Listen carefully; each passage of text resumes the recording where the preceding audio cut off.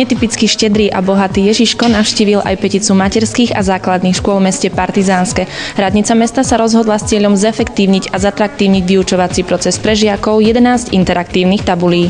Mesto Partizánske sa rozhodlo k tomuto kroku preto, aby zvýšilo úroveň využitia moderných technicko-informačných komunikačných prostriedkov v rámci realizácie výchovno-vzdelávacieho procesu, pričom práve interaktívne tabule boli istou požiadavkou zo strany ako základných, tak aj materských škôl.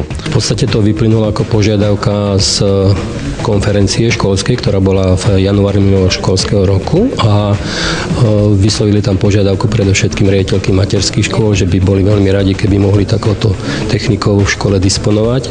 Práve na tieto požiadavky reflektovala aj samotná radnica bývalého Baťovho mesta. Kompetentní zisťovali vybavenosť podobnou technikou a nakoľko sa ukázalo, že materské školy interaktívne tabule zatiaľ nevyužívali, vedeniu mesta k rozhodnutiu o štedrých vianočných darčekoch nebolo treba viac. Tak boli z mestského rozpočtu uvoľnené prostriedky na zakúpenie tabuľ do všetkých materských a základných škôl mesta.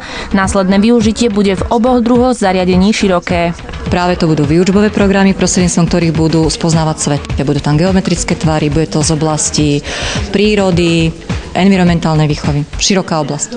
Ak by ste si mysleli, že malí škôlkári s podobnou technikou nemajú skúsenosti, mýlite sa. Nebude to prvý styk, deti sú zvyknuté na počítače, na interaktívne hráčky programovateľné, ale interaktívne tabule máme prvé.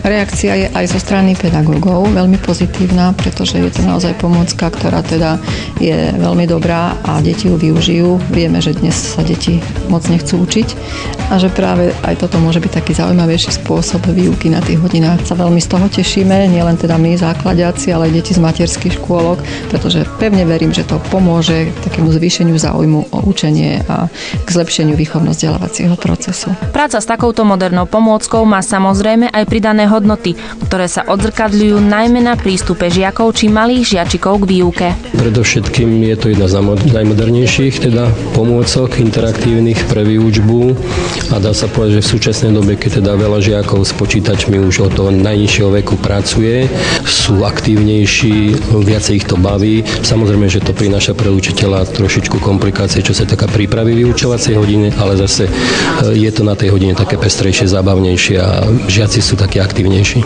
Vyučovaniu s novou technikou sa mladí školáci tešia.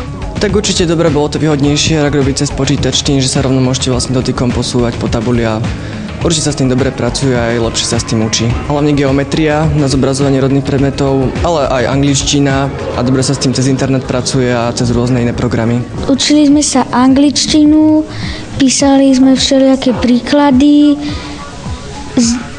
pozerali sme niečo a potom sme sa aj hrávali na tabuli. Videla som tam, ako tam skáču tie žaby po tých kameňoch a ako sa volajú tie vlajky. Je to také zábavnejšie pozerať sa a dotýkať sa toho, ako ísť k tabuli a rysovať tam a počítať a písať. Tak to je to vlastne jednoduchšie, na všetko iba kliknete a spraví to za vás. Deti nemajú vôbec ostých, ani teda sa neboja pracovať s tým aj s počítačom. Oni to berú nejak automaticky prirodzene. Mám pocit, že práve naopak, že niektorí učitelia sa toho boja.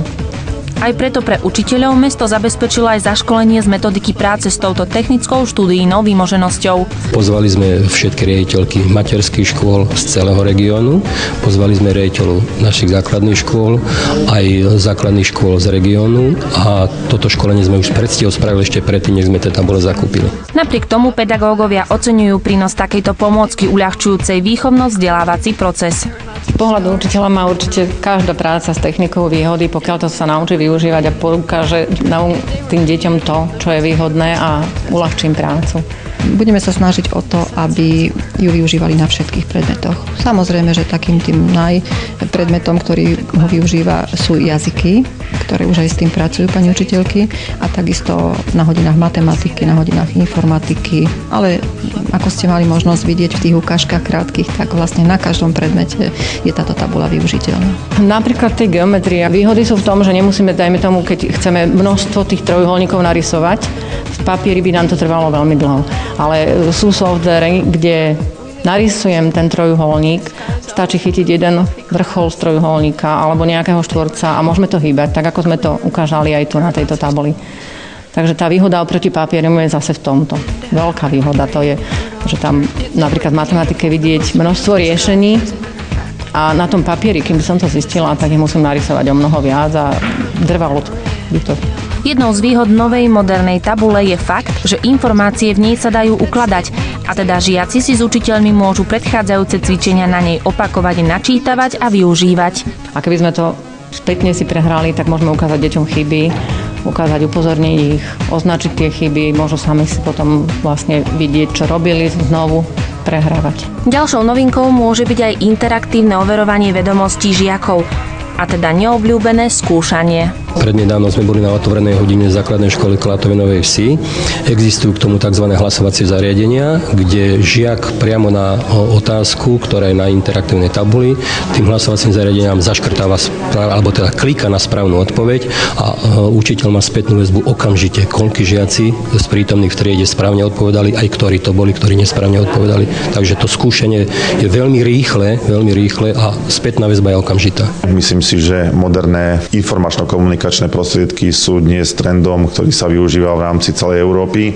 Myslím si, že Slovensko nezaostáva. Ja som rád, že aj mesto Partizánske robí síce možno drobné krôčky, ale dôležité krôčky na možno dlhej ceste k tomu, aby vôbec realizácia výchovného vzdelávacieho procesu bola optimalizovaná ako do miery nákladov a vstupov, pokiaľ ide o všeobecné náklady súvisiace s realizáciou výchovného vzdelávacieho procesu, tak aj v kontexte zakupovania moderných prostriedkov určených pre vyučovanie.